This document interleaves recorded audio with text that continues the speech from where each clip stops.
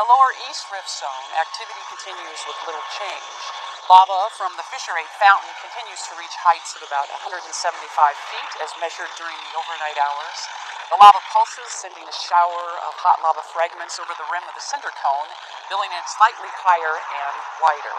The lava exits Fissure 8, traveling at a rate of about 17 miles per hour. It slows down significantly toward the quarry to about 2 miles an hour and significantly less than that at the ocean entry. At the ocean entry, lava is entering in the southern part near the vicinity of vacation land, producing a robust steam and laze plume. The lava has now created a lava delta in seaward that is approximately 380 acres in size. Up at the summit, subsidence continues with the withdrawal of magma at depth. The popular overlook parking area has now slumped into the crater. This area was closed since 2008. Earlier this week, crews installed temporary GPS stations to track the rate of subsidence at the caldera. And today, a drone team, will be up trying to take pictures, weather permitting, of the changes that have occurred in the summit to produce digital elevation models that will help characterize and track the extensive subsidence.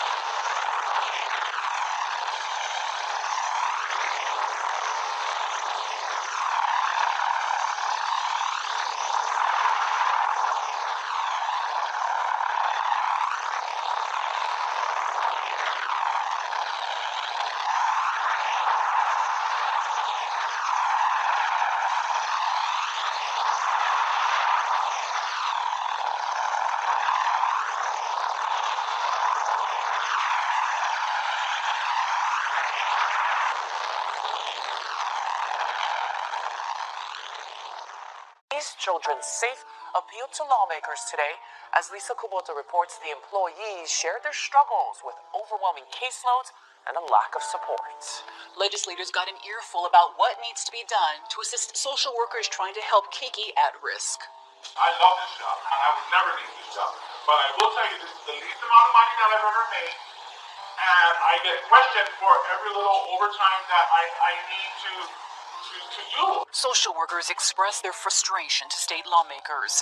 There are nearly 400 positions in the Child Welfare Services branch, and 90 of them are vacant. There's certain people in certain positions that really, the powers that be really need to look at it and say, hey, are they really creating a toxic environment for our staff for them to not want to be here? The Department of Human Services Director says his staff is working to improve communication as well as address problems with recruitment and retention.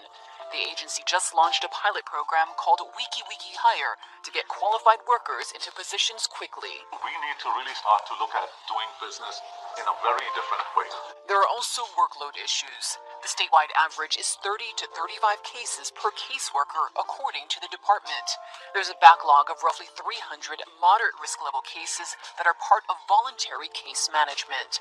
The department says the contract provider changed, and there was a gap period due to procurement challenges, but there's some relief on the way. It's really harmful when we entrust our kids into a state agency without the appropriate resources. We're at the stage where we have a provider, a permanent contracted provider, as of January 1st, and slowly we're getting the cases over. Lawmakers hope to put together a task force to study best practices in child welfare, including wages and a possible cap on the number of cases per worker. Lisa Kubota, Hawaii News Now. Back to Puna now. Big Island Church is planning a new village of micro-homes for eruption evacuees. It could be ready by early August. Our Allison Blair is here with the story, all new at 6. Allison? Hilo's Connect Point Church is preparing to build 10 micro units in Hawaiian Paradise Park. The pastor tells me he expects to get county approval for the project any day now, so work on the foundation can start this weekend. Over the past week, this lush 1-acre lot off Kīlauea Drive has undergone a transformation. It's the back of the lot. Pastor Dion Maeda says the progress is a product of teamwork. Earlier this month, several Hawaii Island churches put out a call to their congregations and in a single Sunday managed to raise enough money to purchase 10 of these 120-square-foot micro-homes. Several local companies have also donated their supplies and services to get the project off the ground. These are everyday working people who sacrificially giving because they see the need in the community. As of Tuesday, the county said it knew of 477 eruption evacuees in need of housing. While the homes here are only temporary, Pastor Maeda says it will provide people stability until something permanent comes along. It's a safe place that they can lock up their things, close the door when they leave. While the homes are paid for, some of the infrastructure is not. Money is needed for utilities, as well as things like restrooms and showers, a community kitchen, and a place to do laundry. Our hope is to raise at least probably another $25,000 would kind of complete this project.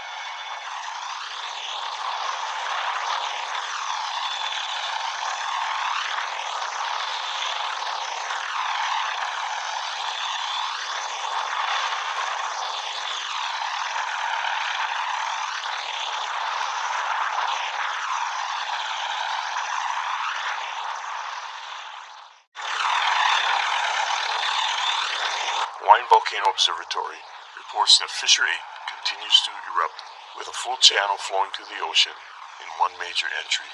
Fissures 6, 15, and 16 continue producing minor spattering. Trade winds are forecasted to return today, pushing fog to the southwest. As of yesterday, 1,015 people have registered with the Federal Emergency Management Agency for assistance either online, by phone, or at the Disaster Recovery Center. Additionally, the Small Business Administration has handled 329 service requests from homeowners and or businesses at the Disaster Recovery Center. These are among the many resources that are available to residents of Hawaii County who suffered damage or losses from the Kīlauea volcanic eruption and recent earthquakes. The Disaster Recovery Center is open daily from 8 a.m. to 8 p.m. and is located at the Kīlauea High School gym. The Hawaii Department of Health is holding a volcanic ash and fog community meetings today at Waikoloa Elementary and Middle School cafeteria beginning at 6 p.m. We are on watch 24 hours a day for your safety. This is your Hawaii County Civil Defense Agency.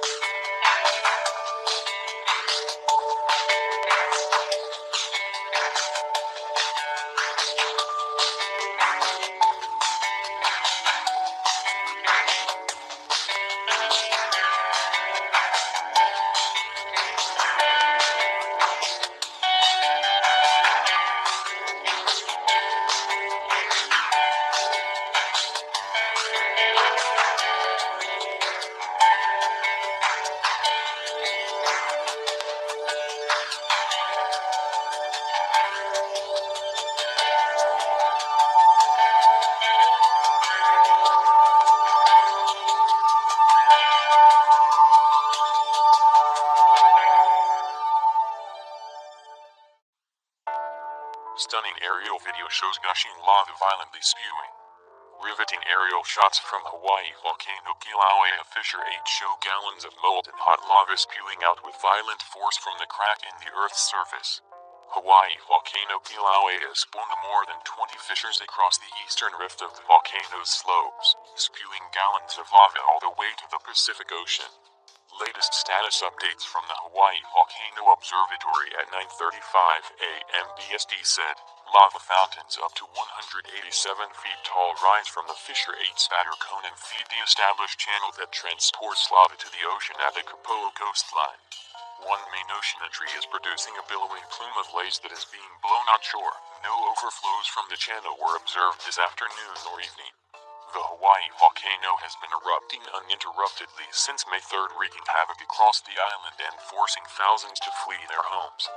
Despite the danger, the Department of Land Natural Resources, DLNR, said at least 40 tourists and residents were arrested on loitering charges. DLNR Deputy Enforcement Chief Jason Ridala said in a statement, "These people need to think. They are not only putting themselves into potentially life-threatening situations, but we can't completely lock gates or erect impassable barricades in areas where people have only one way out. These are the routes loiterers are using to gain up-close access." When asked about the likelihood of the Kīlauea crater filling up with lava again, the U.S. Geological Survey, USGS, said it might take many years for lava eruptions to return to the summit. The USGS said, a lava lake occupied nearly the entirety of Halemaumau crater before the 1924 eruption. The crater was half the size it was prior to May 2018. The lava lake drained in 1924 as magma intruded into the lower east rift zone, and the crater collapsed and grew. However, this is the largest scale collapse of Halemaumau that we've witnessed in historic time. Yes, it will refill with lava. Kīlauea is in a very young stage of its life and it's still building itself. Kīlauea is not the only volcano in the area, and USGS has put in alerts on another nearby volcano. Named Mauna Loa, it is the largest active volcano on the planet, and it is on yellow alert.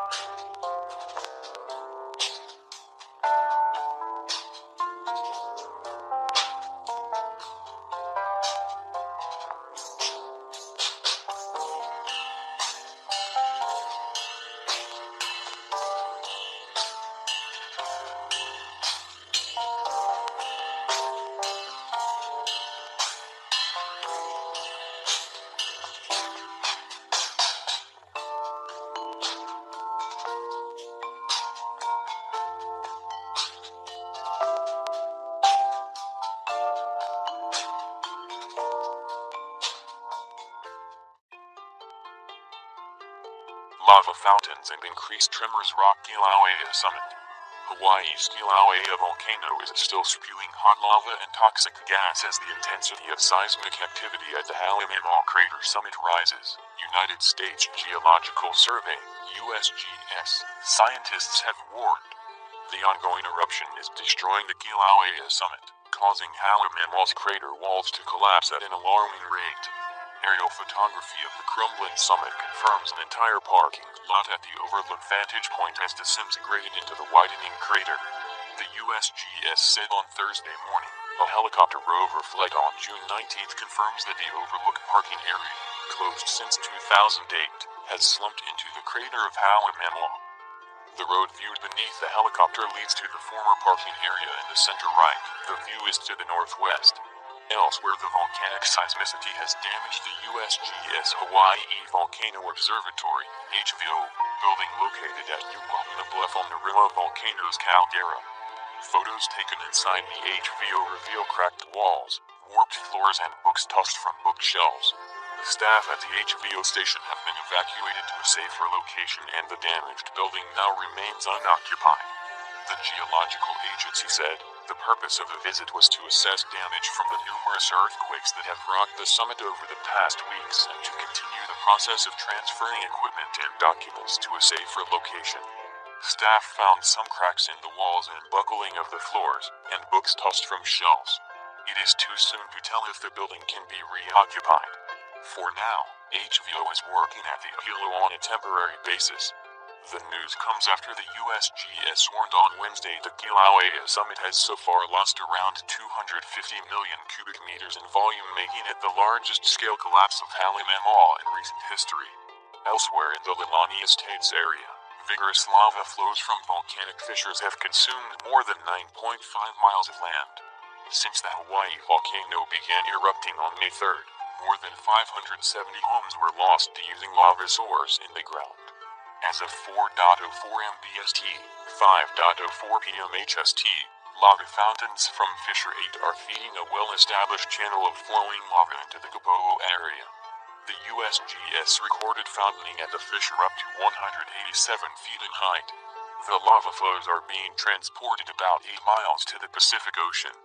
The Hawaii County Civil Defense Agency warned today of additional minor lava spattering from fissures 6, 15 and 16 in the Lower East Rift Zone.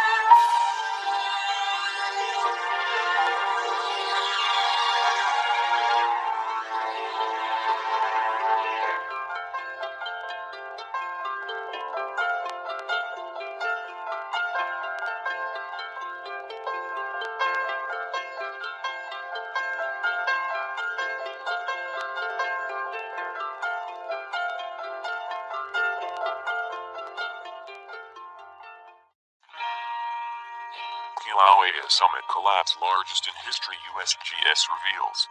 Hawaii volcano Kīlauea has undergone the single largest scale collapse witnessed in recent history, volcanologists at the United States Geological Survey, USGS, revealed.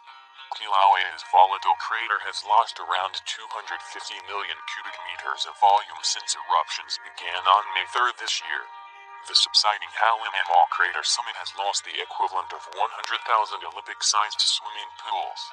Kīlauea's draining magma chambers are fueling the summit collapse. Two aerial photographs snapped by USGS scientists reveal the extent of the widening crater in Hawaii Volcano's National Park. The USGS said, these two photos taken on yesterday's helicopter rover flight of the summit show the size of the growing Hallimammal crater. Seeing Hawaii Volcano Observatory and Jaguar Museum in the view helps to put the crater size in context. A preliminary estimate of summit volume loss is around 250 million cubic meters. At 5:05 MHST, another gas and ash emission from a small subsurface explosion occurred at Kīlauea summit, producing a plume that was blown downwind at about 5,000 feet above sea level. Inward slumping of the rim and walls of Hallimammal continues in response to ongoing subsidence at the summit. The crater has at least doubled in size since May this year, the USGS said. The molten rock which has drained from the Hallimammal lava lake and Kīlauea's underground chambers has pushed into the Lower East Rift Zone. The lava broke out in the Leilani Estates where dangerous lava flows wreaked havoc in residential areas. More than 570 homes have been lost to the using lava, and a strong channel of molten rock now flows from a volcanic fissure in Leilani. The USGS recorded lava flow speeds of 17 miles per hour. When asked about the likelihood of the Kīlauea crater filling up with lava again, the geological agency said it might take many years for lava eruptions to return to the summit. The USGS said a lava lake occupied nearly the entirety of Halemaumau crater before the 1924 eruption. The crater was half the size it was prior to May 2018. The lava lake drained in 1924 as magma intruded into the lower east rift zone, and the crater collapsed and grew. However, this is the largest scale collapse of Halemaumau that we've witnessed in historic time. Yes, it will refill with lava. Kīlauea is in a very young stage of its life and it's still building itself. Eruptions of lava will return to the summit, but it may take many years.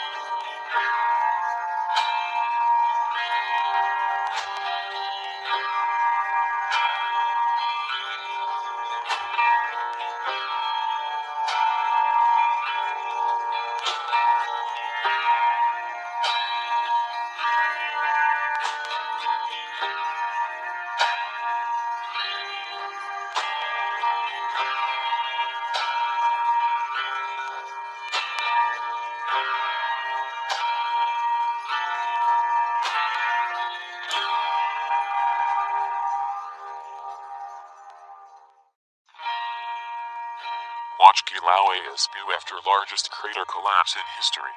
Hawaii volcano Kīlauea has been erupting uninterruptedly since May 3rd, spewing rivers of devastating molten hot lava across large swathes of the Big Island.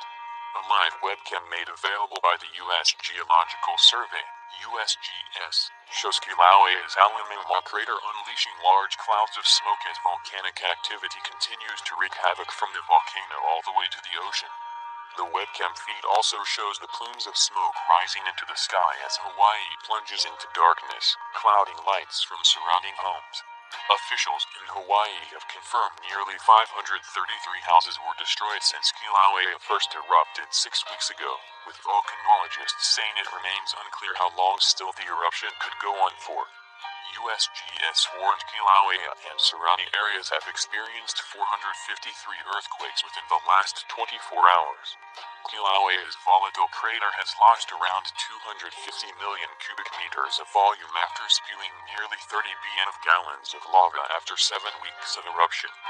The crater has at least doubled in size since May this year, the USGS said. Lava fountains up to 187 feet tall rise from the Fissure 8 spatter cone and feed the established channel that transports lava to the ocean at the Kīlauea coastline.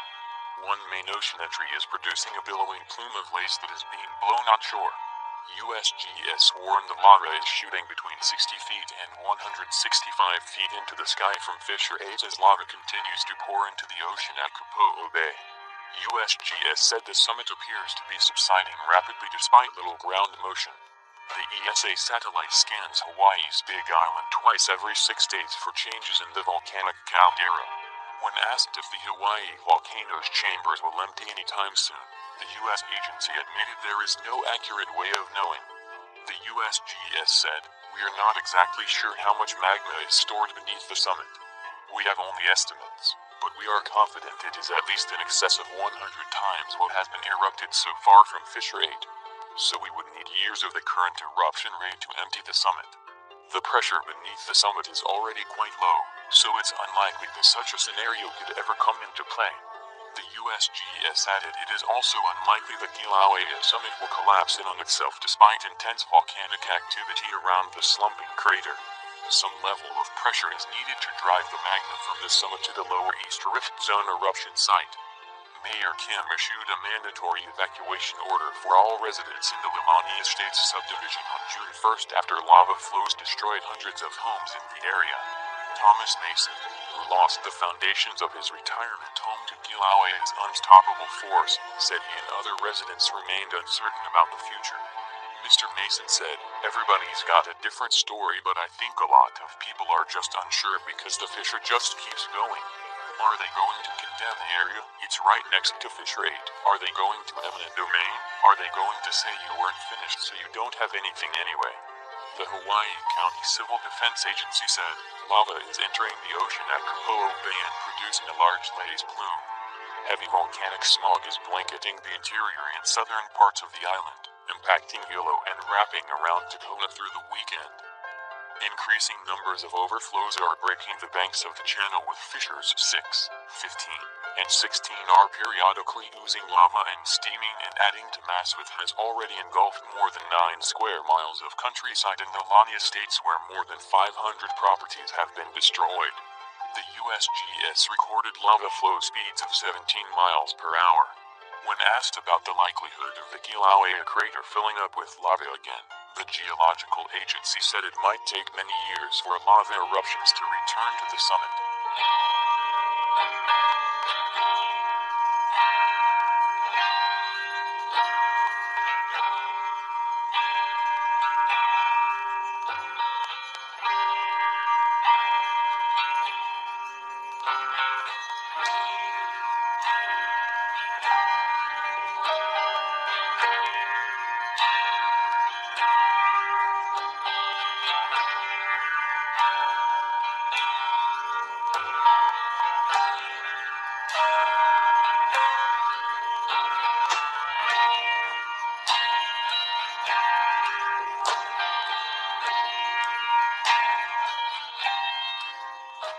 I'm from the Kona side, the west side of the island. Right now that side's getting a big hit with the fog. And my family's over there, my kids over there, my wife is over there. And I'm here working, so it feels good to provide the support and to also think of this whole island, because it's affecting this whole island. What we do is we drive around the community, basically supporting HPD and observing any type of unsafe acts or anything like that. We also drive around to kind of show the citizens, residents, that we're here and in support of them. It's important that they know that we're here, so that way they don't feel alone. They see us driving around and they see soldiers driving around and they see, they don't really get that over here. This is a small isolated area, so when they see that, I believe in their heads, they know they're not forgotten or dismissed or anything like that. Another reason we're out here is to deter acts of crime, acts of hate, looting. A lot of the people, the evacuees that left their homes, they left it. They left everything. Everything's there. And a lot of people that think, that's up for grabs, it's not. So we gotta kind of show that that's what we're here for too. It's very meaningful, because this is something that we, as guardsmen, this is our priority mission, to take care of our home. I guess no words can really describe that. Hi, my name's Rick Cabaz. I live in Glenwood. I've been here for a couple years. I had, first I wanted a clarification. I got a new copy of the bill today, and I don't see anything where it designates that a short-term rental is not a rental in a primary residence. Is that part of the bill still in here? Okay, it's just not. We're not too engaged with the testifiers right now, but you could ask that question to somebody in Hilo when you're finished testifying. I think the Deputy Planning Director is there. I'll move on. There was one amendment that was introduced by Eileen O'Hara that talked about having permission from any neighbor within 300 feet. And I wanted to bring something up about that. I just went through an experience trying to obtain a permit for a retreat center, and I had one neighbor who he doesn't like mainlanders, Howies. He doesn't like white people. He doesn't like people with big houses, and for that reason, he was very adamant in getting my permit turned down. And the same thing can happen, it will happen in this particular case, if that's a requirement for somebody with a vacation rental to get permission from all their neighbors. People might not like you because they don't like your political affiliation. They might not like you because where you came from, your nationality. There's so many different prejudices that affect the way a person will respond and they're based on emotion or prejudices. They're not based on reasonable expectation. The neighbors should not be allowed to set county criteria for someone getting a permit. We've been running Airbnb style business since 2016. It's very quiet, and I understand people's concerns about noise levels, and I think that's probably addressed in other county codes. I just would like to say that I do not like the idea of having neighbors with prejudices being able to determine county code. And that's pretty much it. Okay, thank you. And next. Hello, my name is Kevin Hopkins. I turned in some comments on the draft that was still up on the County Council's agenda. I see now that the thing has been revised somewhat, and so some of my comments actually have been taken care of. I'll add one. What? Okay, one. I'm pleased to see that everybody is going to be registered this time.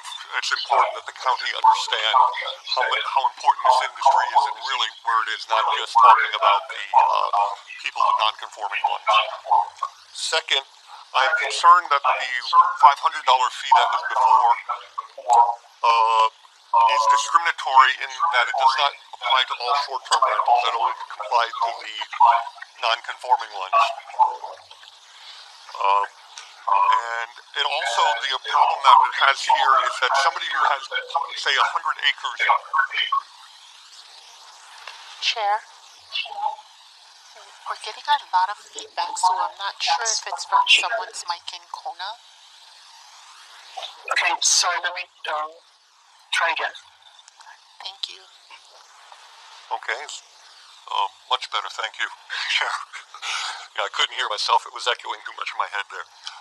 The registration fee is discriminatory as it does not apply equally to all short-term rentals.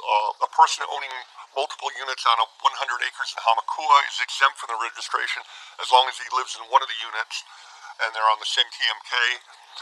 But an owner of two adjacent 7,500 square foot lots in Nanavali, which are only worth $3,500 each, if they use one of those lots for a thing, they got to pay the $500 under the one that was had with. At least try to be fair on this one here.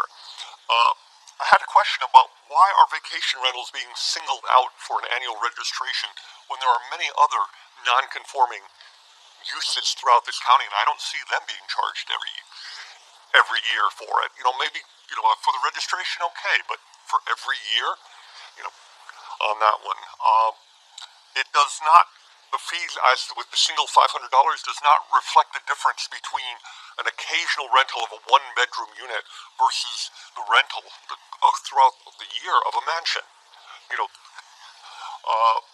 Part of these things, what I'm saying is, unfortunately, it's too much of our way of the thing. There's the guys with the money get subsidized while everybody else gets stuck with paying the bill.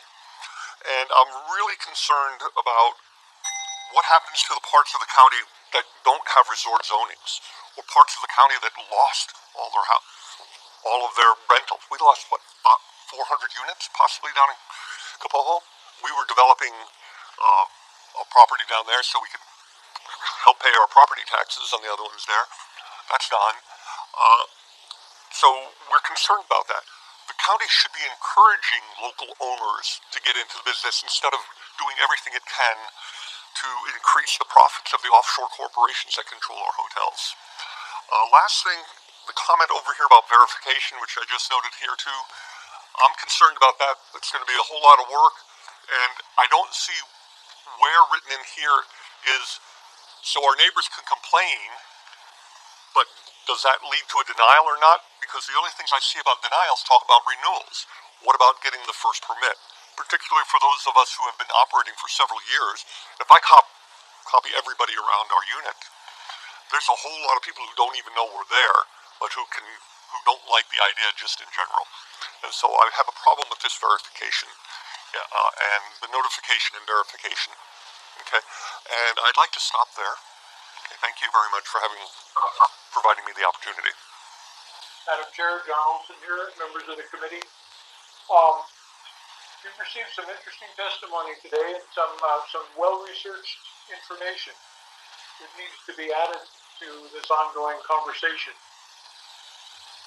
For my part, this needs to be fair in the sense that you create more winners than losers.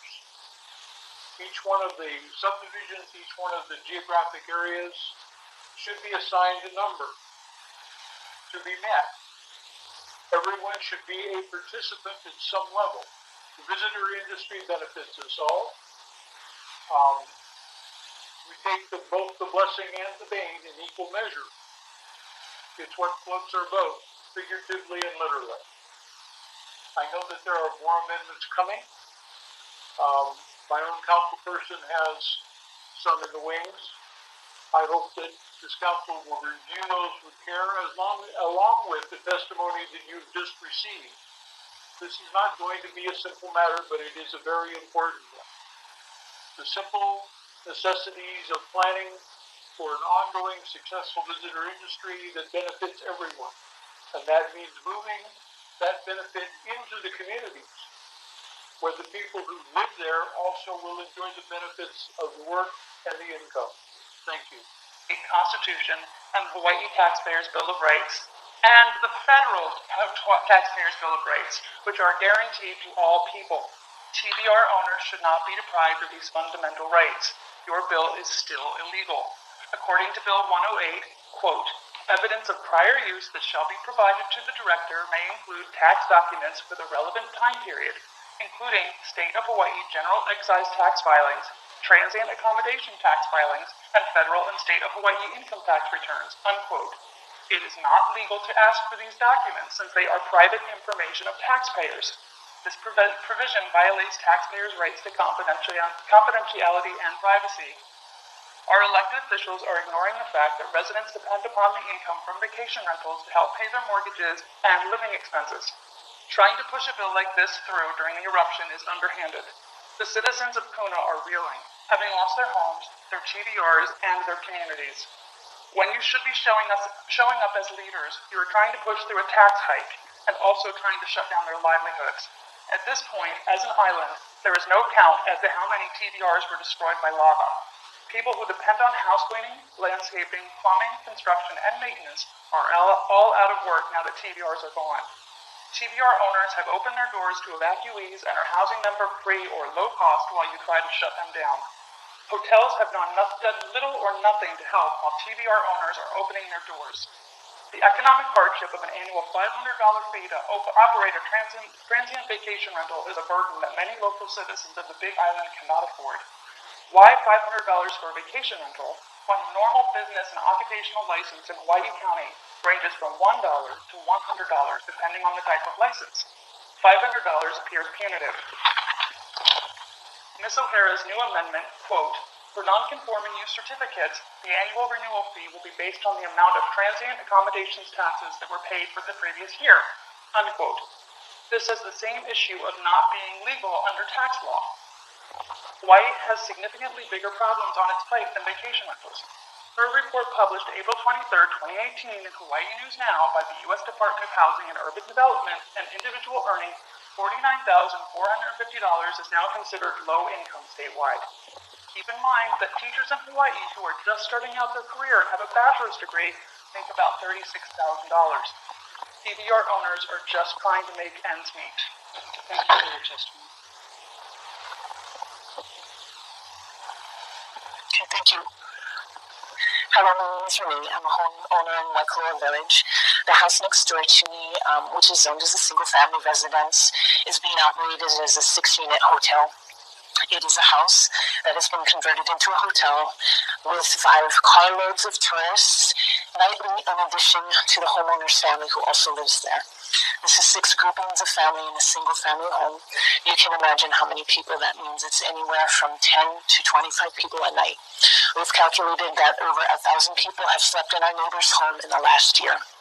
These are strangers in our in our neighborhood, not only do they cause all kinds of noise disturbance, which aren't always loud, but they go on 9 o'clock, first group comes in 10 o'clock, 11 o'clock, 12 o'clock, 1 o'clock. People are checking in, and then they start leaving for flights at 5 a.m. in the morning. That happened last night. It happened the night before. It happened a year ago, and it's been nonstop like that. So we get about 4 hours of sleep. They're on hotels.com, booking.com, all of the sites, over 40 sites. There's security issues associated with this. People have actually entered my home at night thinking that it's the hotel. People have come in my house. Was that my time? Okay, I'm sorry. Drones are flown through our yard because there's so many. It's just how many people are there is causing the problem. It's the extremes of all of this. They've actually generated traffic accidents in front of the house. We've come home and there's been a cop in the front yard, and he was actually dealing with a traffic accident in their own parking lot in the front yard. They have attracted thieves. We've had a break-in in front of our house because there's always so many rental cars there, and it's attracting that type of situation. Of course, cops have also come for noise and disturbance. So the security, the noise, the trash, the amount of problems we've had. Some of this will be dealt with in this bill, but the problem that I see for our particular situation is that our neighbor began in March of 2017 doing this, so they would be grandfathered through in parts of this bill. The homeowners also live there. In some of the reviews, they're said to be sleeping on the floor in the kitchen. So that also does not help us with this bill. The main thing is there's no enforcement of the regulations. We have regulations in place that no more than 5 unrelated people can be in this house. And that's the main thing, is there's no enforcement built into this bill. So even if it's passed, we have the same problem that we have right now. Okay, thank you. You had a couple more seconds, but okay. I'll say the last thing. Okay. The owners on the other side of this hotel have moved out. They've left. They were here for 20 years, and these people had bullied them out of their home. So these people who love Kīlauea, who love Big Island, they left. They were there 20 years, they're kapuna, and they couldn't deal with it anymore. And I'm not at that point yet, but I'm breaking, and it's not fair to our neighborhood. Yeah. Okay, thank you very much. Okay, sir, I'd like you to introduce yourself. Okay. All right. Hi. Well, first of all, my name is Mark Erickson. I'm a vacation rental owner and operator in the Puna district, and I am opposed to parts of this bill. I want to first say that right off the bat, I apologize and for people who have had bad experiences with vacation rental owners and operators. And I know Mr. Stefan in the back there personally had some very bad experiences with a property owner, and that was terrible. And I pride myself on running a very safe, very quiet operation. My neighbors don't even know I run an operation. That's how quiet I am. And I hope that they never do, actually. So there's I think the thing that I would like to see done is more, and it's kind of already there somewhat, is more focus on dealing with problem situations. The problem I have with the bill is there are certain elements of it that just kind of put people out of business. It is not focused on problem areas. One of them is the letters of notifications. I did a little arithmetic on that. 300 feet, that's how many of my neighbors I'm going to have to notify. See all the guys inside the circle? That's 20. How would you like to go and try and contact 20 of your neighbors and tell them you're going to do something on your property and want them to sign off on it? It really sets you up to get put out of business. That's what it does. I mean, just getting their names and addresses is going to be a problem. I'm going to have to send registered mail because I have to verify that I contacted them. So it raises another thing too. Some of my neighbors are criminals, and I'm going to give them detailed information about how many bedrooms I have in my house. While they're sitting there smoking meth, they're studying the floor plan of my house. No, I'm making kind of a joke, but seriously, some of my neighbors are criminals, and I'm giving them detailed information about my home. All right. So I think a solution to that problem, just real quick, and there's probably others, is simply to put a sign with the same notification information on the front of my property. That way, if for some reason I have a person that's making noise, somebody wants to make a complaint, they can come and look at that sign right in the front of my property and say, okay, here's who I call, here's who I contact. Rather than sending out 20 letters that might invite people, like was already said, might invite someone that doesn't like me, doesn't like my color of my skin or something, and would invite them to exercise some sort of prejudice. Just one other thing real quick. I still got a few seconds. This reachable thing, 24/7, how many of you miss phone calls? Seriously. I mean, the way it's written, I have to answer my phone always, or I am found in non-compliance, and I can be in trouble because I didn't answer my phone. You have a period of time, maybe an hour to return a call. Okay? So, in summary, I guess that's about it. Also, well, that's it. I guess that's it. I pay my taxes, by the way. And I'm certainly in favor of anything that causes people to pay their taxes. They have the deadline of July 20, 2018, which is only going to decrease tax revenue. If you guys want to increase tax revenue, set that date out in the future, and then people will be motivated to get signed up for their GT and TAT, and you'll make more money, not less. Thank you, sir. Hi. My name is Luisa Lee, and I'm from Hilo. So I actually just wanted to call attention to some testimony that was submitted by the Hawaii Appleseed Foundation, I think they are. So this is something... Chair. Okay, thank you. My mic's not on. Okay, thank you.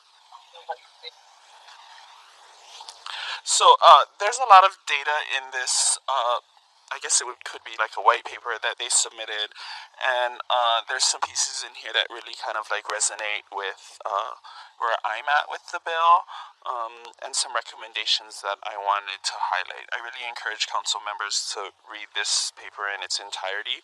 It's not really long, but it has some important information. So a couple of the things that I found really important was some data that they talked about the need for housing in Hawaii being almost 25,000 units between 2016 and 2020, and the reality of that 74% of the total housing units required by 2025 will be for people making less than $75,000 a year. So someone who previously testified talked about the teacher's wage at $36,000. I think we also need to consider not just paying mortgages with TVR income, but the reality of families being able to afford homes in Hawaii and keeping Hawaii neighborhoods. The white paper highlights some recommendations for the bill that I think are really important, and these include limiting the number of units in a specific area. So what we see when we look at maps of where TVRs are,